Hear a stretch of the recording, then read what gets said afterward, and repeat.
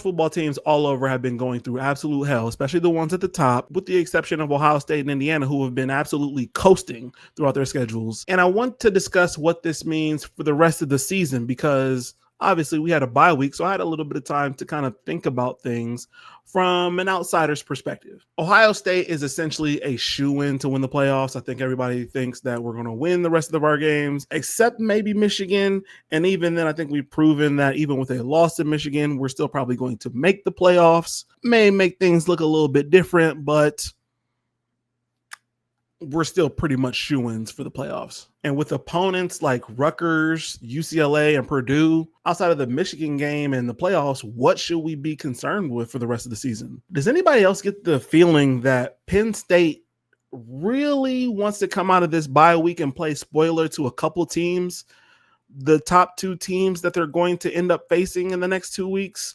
I get that feeling. And while I don't necessarily believe that that means anything bad for Ohio State, who gets to see them first at home, I still get this weird feeling that they're going to try to play up to both teams. Now, Penn State still has a lot to be desired on the offensive side of the ball. Even when they had their head coach and their starting quarterback, they still left a lot to be desired. And now they don't.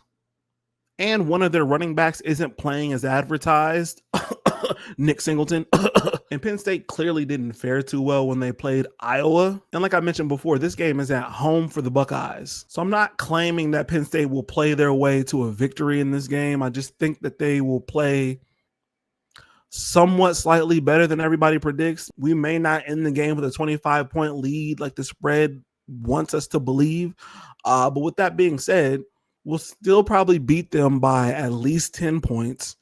And then they will go back home to Penn State at Happy Valley and play an Indiana team who, I guess let's get right into it. A couple of weeks ago on the live stream, Saturdays at 11, I mentioned the Indiana and Oregon game, and I talked about the fact that we don't really know what Oregon is because clearly they lost to Indiana and they went to overtime with Penn State. Now, when I said that, that was more of a knock on Oregon. But what is Indiana? Indiana mollywopped Illinois when they had a depleted DB room, and they beat Oregon, who again went to overtime with Penn State. So what really is this Indiana team? And I know on both sides of the ball, Indiana has looked really good. Fernando Mendoza, Elijah Surratt, they've got a run game. Their defense looks good. I can sing their high praises as well as their good coaching until the cows come home. However, I don't know what that means, right?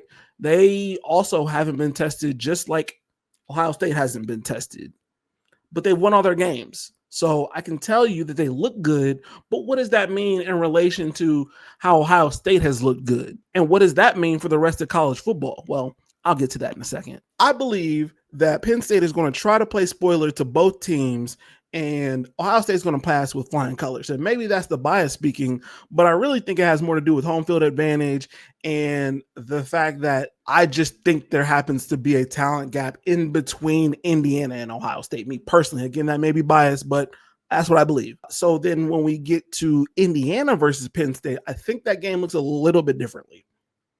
How much differently? I don't know. I can't predict these things specifically because I don't know what the talent differential is between the two teams. But I want to note that this is a chance for us to see what that gap is between both teams. Indiana then goes on to face Wisconsin and Purdue after that. So we don't get really any indication other than this Penn State game to see what that gap could look like until the Big Ten Championship in December. So this is a chance for us to see what that gap may look like. And then the Big Ten Championship gives us the actual indication of what that gap is between Ohio State and Indiana, if there is one. Now, the Big Ten Conference Championship is interesting because it should be a home game for Indiana. But because Indianapolis and Columbus are so close together, it could be a neutral venue, essentially. It may lean a little bit more Indiana, but the Buckeyes are going to come out and travel. And that'll become the clear indicator as to who's obviously the best team in the Big Ten, what the gap is between these two teams. and then what should happen in the playoffs. Both teams will likely make the playoffs regardless. The team that doesn't win will likely be a 5th seed and have to play a first round game while the other team gets a bye week. That's really the only difference here, because that first game is likely to be against a SEC scrub who probably has 2 or 3 losses. And with all that being said about the regular season, outside of Indiana, and I guess if you're a Michigan fan, you probably want to say Michigan too, is Ohio State afraid of anybody else at this point, especially after facing what would likely be the number 2 team in the Big Ten Conference Championship? Win or loss, who else is equipped to play against this Ohio State team in the playoffs? Texas A&M gave up 42 to Arkansas recently, had a close game with Auburn at home, and would probably lose to Notre Dame if they faced them again. Bama lost to Florida State, and as much as they want us to forget about that, it happened, right? And Florida State has yet to win an ACC game, and they only beat South Carolina this past weekend because Lenora Sellers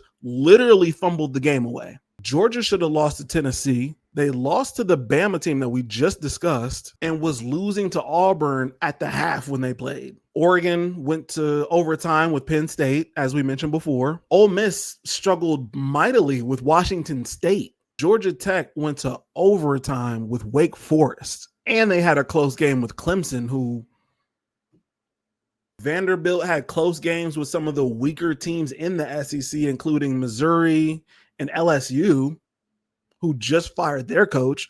Thank goodness. Miami lost to Louisville, and Louisville's a decent team, but prior to that game, we thought Miami was world beaters, and they lost. And that's just the current top 10 teams. That's if nobody else loses again, that's the current top 10 teams. And then we'd probably end up including Notre Dame and a group of 5 team who don't really pose a threat either. I'm not saying that this Ohio State team is for sure world beaters and that they will for sure beat every team by 20 that they see from now on. As I just mentioned, all these teams have struggled. Ohio State has also struggled. It just didn't seem like a struggle because they beat the team that they were facing by multiple scores like they were supposed to. And that should probably scare some of these teams, to be honest with you, because Ohio State still has room to grow and they're doing what they need to do. Haven't had any drama all season since Texas, and they still have room to grow. They've been given a bye week to work on what ails them, specifically what's going on with the right side of that line. Look, to me, Luke Montgomery, Austin Cereville, they look like they're at least good enough to make it all the way the rest of the way through to the playoffs. The right side, though, Phillip Daniels and these penalties, right? These false start penalties, these holding penalties, Tegra Shabola. Look, I want to root for you, but you're making it hard, especially when Ethan Onyanwa is coming in. The team is looking better with Ethan in at right guard. We've already been in a position last year where we've needed to Frankenstein this offensive line to work. And maybe we need to do it again. Maybe that's what ails the running game. I talked about that a little bit in our last video. Maybe that's what needs to happen here. Because the running game still hasn't looked as efficient as it has been, even though literally every running back, despite what the Buckeye lunatic fringe will tell you, literally every running back in that running back room that we've had carry the ball has shown sparks. That includes Bo Jackson, that includes Isaiah West, that includes CJ Donaldson, that includes James Peoples. I've seen it from all of them. I see benefits in every single one of these running backs, right? James Peoples in the Illinois game, I believe, looked like a serviceable running back in this offense. And as much shit as people want to give him, he's still averaging 5.1 yards a carry. Now, that's not as much as Bo Jackson. I believe Bo Jackson is actually ahead of him with more carries. So I'm not saying that James Peoples is by any means shown this year that he's better than Bo Jackson, but still a very serviceable running back. And given the woes on a certain side of the line, maybe he could still make things happen this year. That's all I'm saying.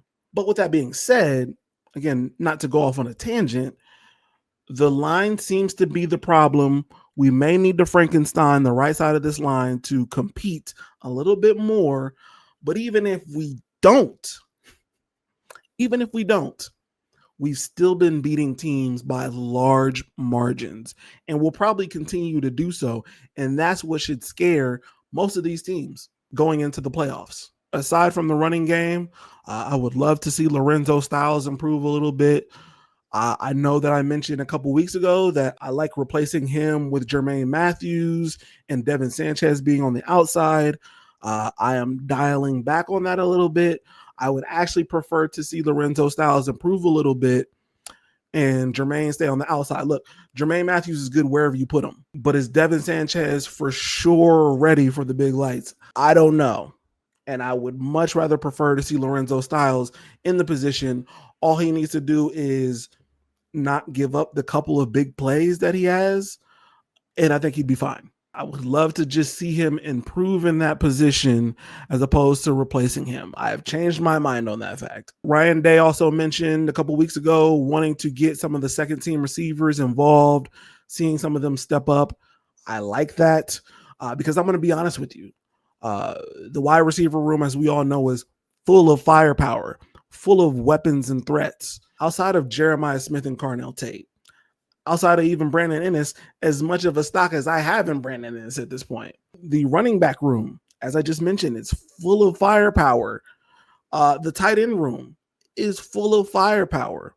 And I think at this point, it may behoove us, maybe not against teams like UCLA or Purdue, but at some point soon enough, it may behoove us to use some talent that there's not currently tape on. Obviously, everybody is going to focus their defense on Jeremiah Smith and Carnell Tate. But what happens when Brandon Ennis goes off? What happens when Mylan Graham or Bryson Rogers or James Peoples or just some of the other talent that you haven't been focused on, Jelani Thurman, goes off, right? What happens if Lincoln Keenholz comes into the game? That's a little too far, but literally there's so much offensive firepower here. What can you do with the firepower that you're not currently planning for? That should scare the rest of the country.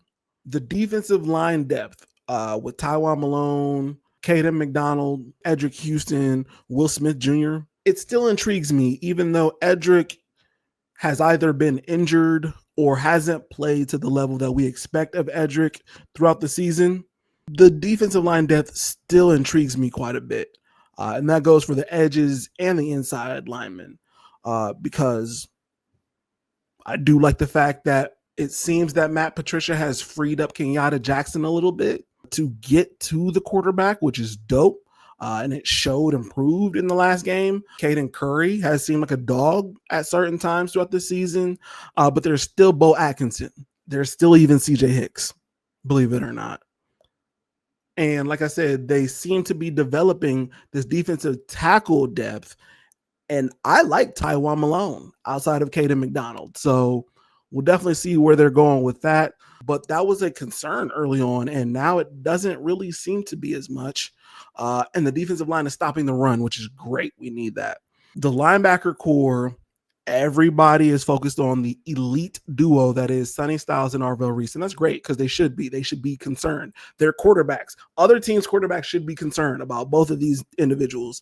But what isn't discussed is what's going to happen when Riley Pettijohn and Peyton Pierce come knocking at your door. And that may not surface before the end of the season, but it will next season. Outside of the run game, if we keep everything at 100% plus, right? If we put our trust into Julian saying that he's going to deliver the ball the way he has been all season, if we trust that Jeremiah Smith and Carnell Tate are going to be somewhere on the field ready to catch the ball at a moment's notice, if we trust that we have offensive firepower outside of those guys, and as long as we continue to trust in our defense, it's smooth sailing for the rest of the year. Again, there's not one team that concerns me at this point, including Michigan, including Indiana, and for damn sure including the SEC. And to be completely blunt with you, I don't think there's a team that can beat Ohio State but Ohio State. With that being said, make sure y'all like the video if y'all like what I've discussed here today. We talk about college football. I talk about Ohio State. Marcus talks about Michigan. Make sure you subscribe for more. Look, if you're an Ohio State fan, maybe you want to see some of the videos that Michigan's putting out. If you're a Michigan fan, maybe you want to watch some of our videos and see what Ohio State's discussing. And also, make sure you check us out on Saturdays at 11. Again, it's not Ohio State, Michigan. It's the boys talking about college football. So make sure you join us. And on that note, I'm out. Go Bucks. Peace.